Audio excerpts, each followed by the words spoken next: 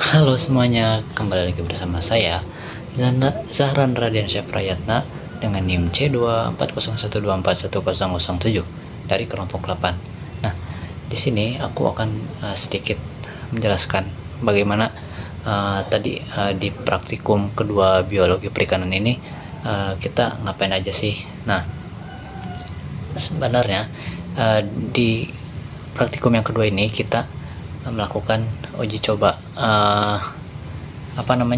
untuk melihat melihat jumlah dari telur ikan yang dari gonat yang kita unyeng-unyeng, kita obok-obok. Nah, sebelum masuk ke dalam praktikum, aku akan sedikit membahas tentang fekunditas dan diameter telur. Nah, fekunditas adalah jumlah telur masak sebelum dikeluarkan pada saat ikan memijah. Disebut juga dengan fekunditas mutlak. Nah, sedangkan fekunditas nisbi adalah jumlah telur persatuan berat atau panjang. Nikolsky dalam Effendi di tahun 1979. Nah, fekunditas total adalah fekunditas telur yang dihasilkan selama hidupnya mulai dari produksi pertama kali sampai dengan terakhir. Nah, itu menurut Royce di tahun 1972. Diameter telur. Nah, kita geser ke diameter telur. Diameter telur adalah garis tengah atau ukuran panjang dari suatu telur dengan mikrometer yang berskala sudah ditara. Fekunditas dan diameter yang diamati berasal dari ikan mencapai tahap perkembangan yang sudah matang.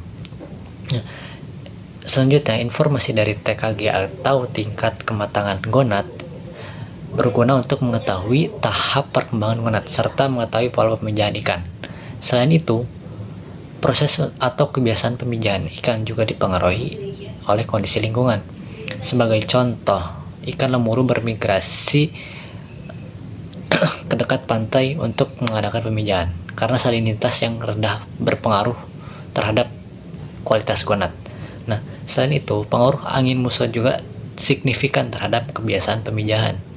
Nah, fekunditas ikan perairan tawar jauh lebih rendah daripada fekunditas ikan laut atau ikan yang bermigrasi. Nah, fekunditas individu bukan merupakan gambaran dari kapasitas reproduksi suatu populasi ikan, karena fekunditas suatu stok tidak hanya tergantung pada individu, tapi juga waktu ikan matang gonad serta periode dan frekuensi pemijahan. Nah, menurut Nikolsky di tahun 1963 menyatakan bahwa fekunditas ikan berhubungan erat dengan lingkungannya, karena lingkungan dapat mempengaruhi pertumbuhan panjang dan berat tubuh ikan. Sedangkan berat dan panjang secara langsung berhubungan dengan fekunditas.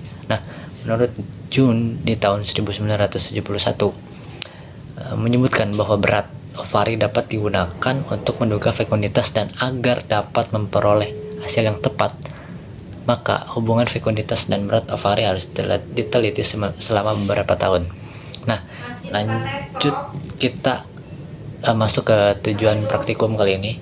Nah, praktikum ini bertujuan untuk mengetahui jumlah telur ikan yang telah masak, mengetahui ukuran telur ikan, mengetahui perkembangan individu menjelang pemijahan, dan menduga produktivitas dan potensi produksi dari kelompok ikan.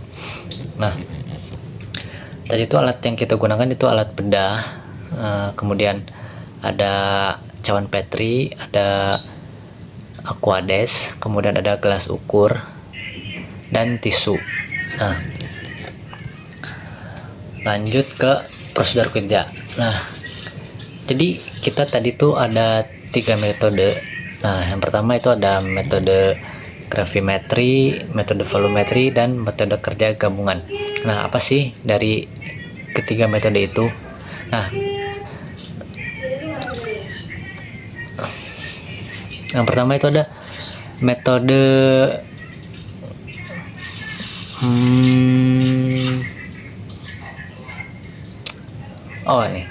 metode gravimetri. Nah, metode gravimetri itu kita harus menimbang berat gonad total. Nah, kemudian mengambil sebanyak 5 bagian sebagai 5 bagian sebagai contoh gonad. Nah, kemudian Eh, nah, yang kemudian ada metode volumetri.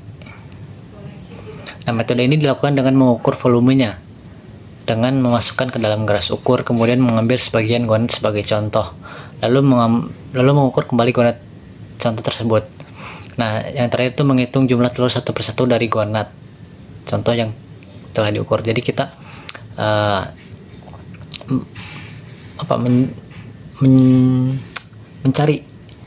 mencari berapa jumlah telur ikan yang kita amati dari sebuah gonad itu.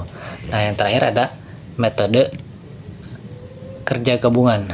Metode ini merupakan perpaduan antara ketiga mode yang lain. Nah, gimana sih cara metode ini? Yaitu dengan menimbang berat total gonad yang sudah matang, selanjutnya dihitung, kemudian mengambil 5 bagian telur contoh secara acak dari satu gonad yang akan diamati, lalu menimbang seluruh gonad contoh tersebut. Nah, setelah itu menghitung volume gonad contoh, lalu mengencarkan gonad contoh hingga 10 atau 15 cc dan mengambil sebanyak 1 cc dengan menggunakan pipet tetes. Kemudian menghitung telur yang ada pada 1 cc tersebut. Nah, setelah itu fecunditas dapat dihitung. Terakhir mengambil telur contoh yang dari ikan yang akan diukur diameter telurnya. Nah, jadi ini dia hasil dari kelompok kami, analisis data kelompok kami. Nah, mungkin cukup sekian yang dapat saya sampaikan. Terima kasih. Assalamualaikum warahmatullahi wabarakatuh.